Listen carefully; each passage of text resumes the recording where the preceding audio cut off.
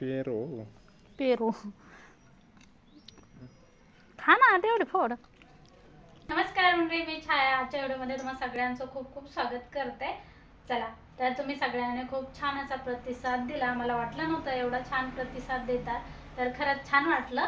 चला, आज पण व्हिडिओला सकाळी सकाळी सुरुवात केली मी. स्वयंपाकाची तयारी पण चालू आहे. तर आज धुके भरपूर होते, तर आज शेतामध्ये गहू पेरणी आहे, त्यामुळे सकाळी सकाळीच माझं आवरायचं चाललंय. मी तर घरीच आहे, पण सगळ्यांना डबे वगैरे द्यायचे, त्यामुळे आवरायचं चाललंय. आज मस्त वरण, चपाती, भात बनवायचा. चला, तर व्हिडिओला कंटिन्यू राहा. व्हिडिओ आवडल्यास लाईक आणि शेअर करा. पूर्ण व्हिडिओ पाहिल्याच्या नंतरच कमेंट करत जा, मग मला थोडंसं मोटिवेशन येतं, म्हणजे काय दाखवायचं व्हिडिओमध्ये काय नाही हे पण कळतं.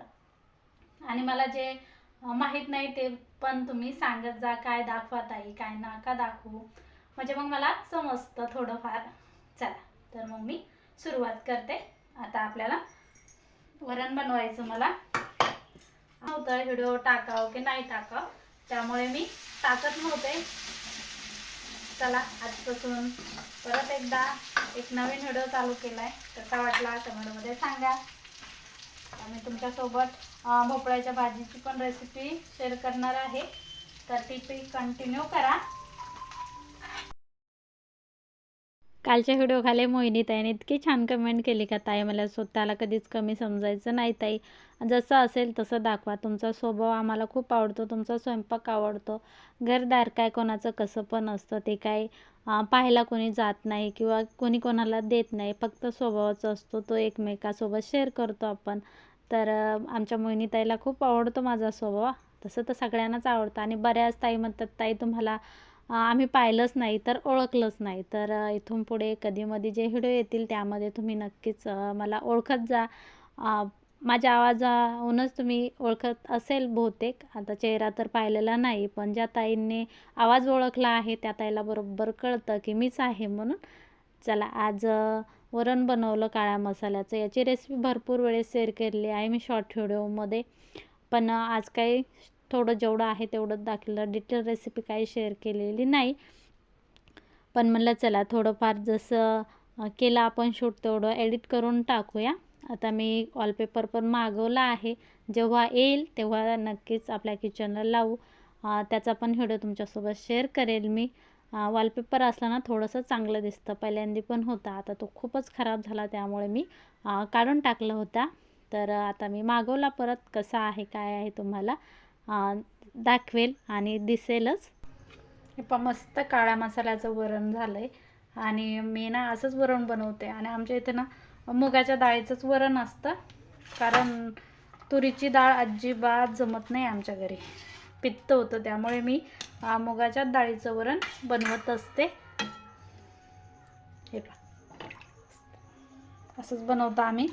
तुम्ही कसं बनवता सांगा मला कमेंटमध्ये. आणि काळ्या मसाल्याचं वरण चपाती असेल किंवा त्याच्यासोबत जर ज्वारीची भाकर असेल ना, खरंच खूप भारी लागतं. इथे ना ज्वारीची भाकर जास्त कोणालाच आवडतच नाही, त्यामुळे आम्ही असंच चपाती किंवा बाजरीची भाकर अशी असते.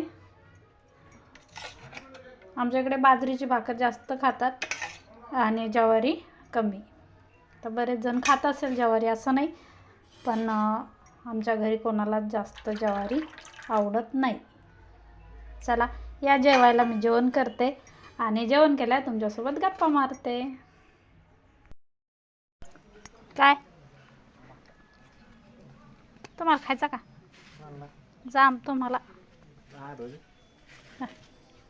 पेरू पेरू खा ना तेवढे फोड, मस्त आहे गोड, छान लागतो. काय खायचं या तुम्ही पण असा गुलाबी गुलाबी जाम किंवा पेरू खायला. चांगला आला हो. आता मी म्हणले होते ना आपल्याला गहू पेरणी करायची, तर हे पा कोणता ऐकून अजित 102 असंच आहे वाटतं गहू बीज. तर गहू पेरायचं 40 किलोची बॅग आहे. अजून पण आणायला गेले मक्का, ज्वारी आणि गहू असं पेरायचं. एवढाले मोठे मोठे गहू दिसते पण एवढाले कापसामुळे नसतात ना बरं. दारी पण इतका पसार झालाय. घरात कापूस आहे त्यामुळे दारी याचं का आपल्या मशान, वावरात नाही? खुर्च्या सगळं दारी आणलं, सगळं आवरलं. मला चला थोडंसं दारचं पण साफसफाई करू. मशनीची एवढी दहीन चाललेली आहे सध्या. घरातून दारात आण, दारातून घरात नाही, कारण कापूसच आहे सगळीकडे. काम नाही, जाऊ दे मग, त्यामुळे आजच्या दिवस पसाऱ्याची घरीच सगळी दानादिन आहे. खुर्च्या, तुम्ही कोणती जे पेरता काही मला पीठ, कमेंट मध्ये धान्य नक्की सांगा सगळं बरं. दारीच आहे. कारण गेट आहे त्यामुळे अजिबात टेन्शन नाही राहत, की कुत्रं मांजर यायचं टेन्शन अजिबात राहत नाही. रात्रीच्याला दारी आणतो खुर्च्या आणि सकाळी परत घरात नेतो. आता तुम्हाला दुसऱ्या व्हिडिओमध्ये दाखील की घरात कितपर्यंत कापूस आलेला आहे. तर सकाळी सकाळी सगळं काम वगैरे आवरलं आणि म्हटलं चला थोडेसे बाहेरचं पण करू. आणि ऊन पडलं ना जसं बाहेर चांगलं वाटतं, तर झाडझूड वगैरे केली की भर करमतं. त्यामुळे एकदा करून घेतलं की ताणच राहत नाही. तर कालच्या व्हिडिओमध्ये मला सांगितलं की ताईने की तुळशीच्या काड्या पूर्ण कट करायच्या आणि परत ती हिरवी होते म्हणून. पण त्या तुळशीच्या काड्या कट करायला आत्या मला कट नसते करत. चला असो. तर आजच्या संध्याकाळच्या जेवणामध्ये बरेच दिवस झाले गणू आणि गणूच्या पप्पाने भाजी आणली नव्हती, तर ते म्हणले आज ना भाजी आणतो. तर म्हणलं आणा, तुमच्या दोघा पापलेका पुरतीच बनवते.